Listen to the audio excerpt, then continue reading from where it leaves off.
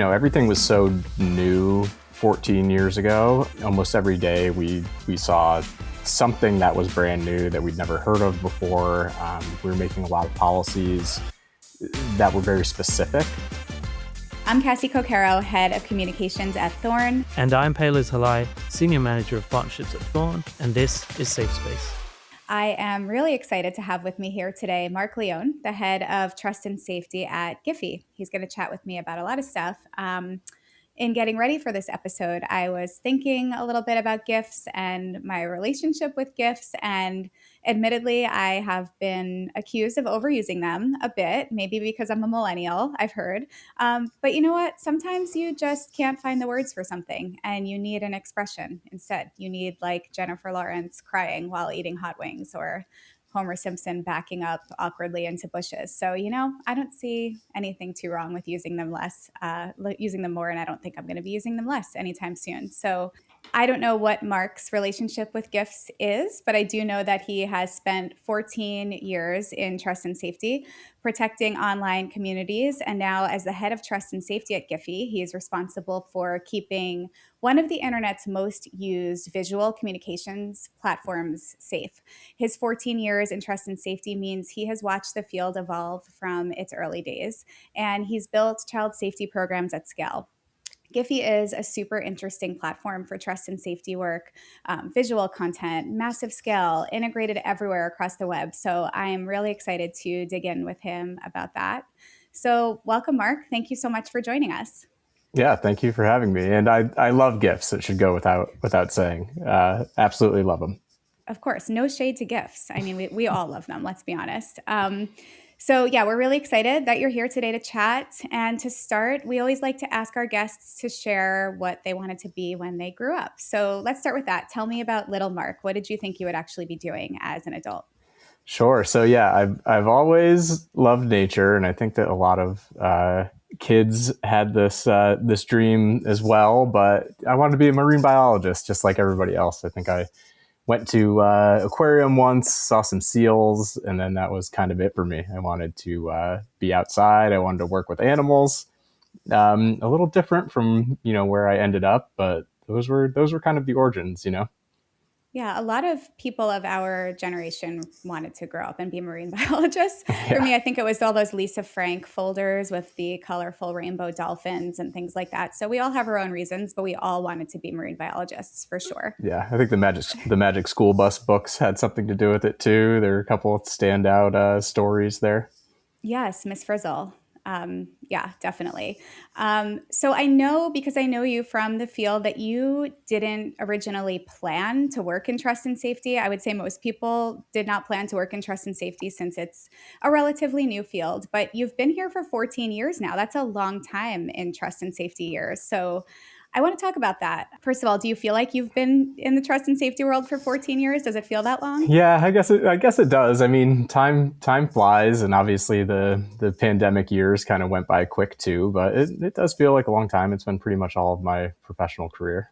Yeah, you've done a lot of great work in that time. So you've seen the field evolve from its very early days, even as a field at all. So let's start from the beginning a little bit. How did you end up in this work? What was sort of this moment where you knew this was going to be for you? Like you alluded to, I ended up doing this work kind of the same way that a lot of people who get into trust and safety did, especially around 2012, just kind of stumbled into it. I started working in tech as a support specialist, answering emails from users. I started proving that I was good at handling, abuse cases. This was kind of before trust and safety became a regular department across the industry. So I worked really closely with the legal team to resolve, these difficult escalations that had to do with platform abuse and legal inquiries.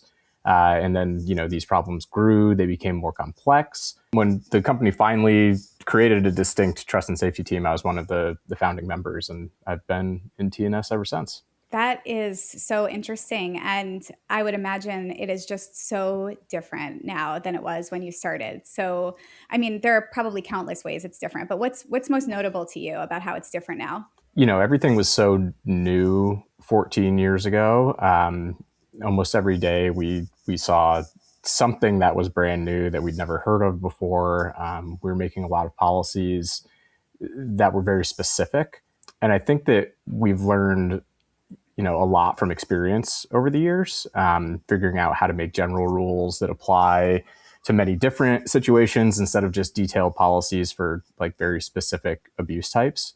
The change from reactive to proactive has also been pretty extraordinary. Like we went from moderating maybe only content that was reported by users on the platform to today where everything that gets uploaded kind of goes through some form of programmatic moderation.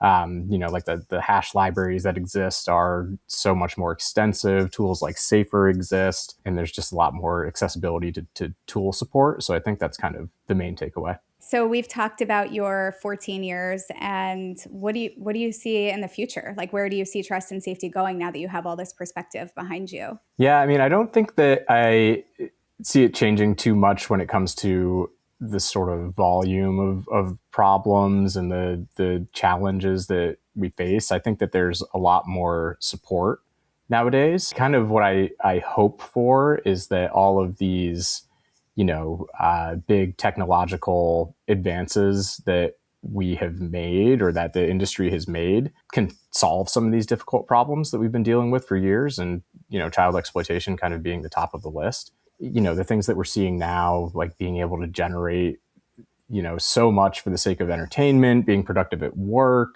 creativity tools, it's really mind blowing. And I know that there are a lot of companies out there that are harnessing the power of AI to improve safeguards and, help identify harmful content that can cause real world problems.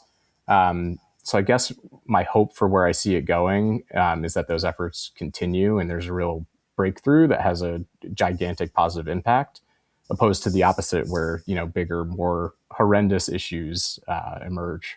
Thinking about where you've been and the work you're doing now, you've built your career across a couple of different platforms. I know you started at Meetup and now you're at Giphy. Can you talk a little bit about how trust and safety is different on a visual platform like Giphy compared to other spaces, whether that's Meetup or what you know from the ecosystem? What's unique about keeping visual content like this safe? Every platform deals with context, and it's kind of always the hardest thing to navigate. There are platforms that are out there that have a lot of context available to people or to machines who are viewing potentially harmful content. On platforms where there's only one content type and, no text fields, no comments, etc., it's difficult to kind of understand the context of that file upload. And it can be really hard to anticipate how that content can be used and in what, in that position, you sometimes have to think of like the worst case scenario and what the impact of the worst case scenario might be. And then you have to frame your decision around that. So, I'll give an example, like, and pretty relatively straightforward, but, content featuring a tragedy, like a terror attack with a video of like a building smoking or whatever, that could be used, in like a history presentation at a school by an individual, speaking out about the horrors of terrorism. And that's kind of the best case scenario. And then the worst case could be somebody, celebrating or glorifying that violence. And so then the decision kind of needs to be made, if the worst case scenario is so awful that it outweighs the benefits of, whatever else it could be used for. Maybe that subject just isn't the best for GIFs, which are supposed to be expressive, conversational, fun. Maybe, content that is living in that subject area should, is better to be explored in other places where there's enough context to clarify, kind of the intent of the content and where it can't really be, usurped for the worst case scenario. That's kind of a, I guess, simple example. There are situations where things are so common that a blanket removal isn't practical and is, way too heavy-handed. So in those cases, we really need to use the clues that are available to us to provide more context, to closely monitor the use cases and determine what the majority use case is, and then use that to make a decision. And I think that's especially true on Giphy, where you just have, the one content type and not a lot of context. I'm continually amazed in the trust and safety space just how much of people's time is spent making tough call after tough call. And it makes me think about your day to day and how much of is there a day to day, first of all, because this work is so different every single day? And how much of your time is spent making really difficult calls about content and what should be allowed on your platform? Yeah, I mean, there is a day-to-day, you want to be organized and you want to have a plan. There are a lot of tough calls. Again, like I think that you sort of build out your partnerships, the people and organizations that are supporting you to kind of help you scale some of these decisions, so everything doesn't seem like it's such a curveball.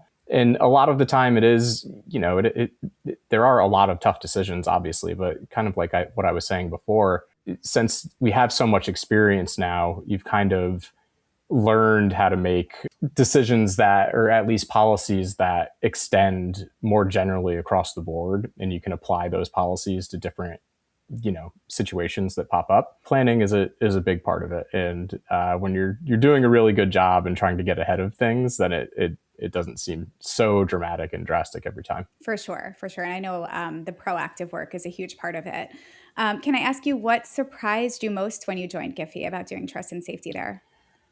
Well, I mean, I just loved Giphy. The thing that surprised me most was just how great the people were at the company. Like Giphy is such a great place. I think it's a source of joy for a lot of people. I'm sure it's a source of frustration for a lot of people as well. But the thing that surprised me was just how great the people were that worked there, and just how supportive they were. Sort of, I feel like I was very lucky because there was a strong focus on trust and safety and a lot of support, to do things like bring Safer in and to bring in more proactive moderation tools and just make the system better. So that's not always the case. And it was a great surprise to be able to have that support to, be able to effectively do the job that needed to be done.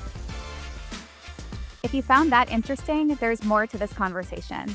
You can catch additional highlights and the full Safe Space episode here.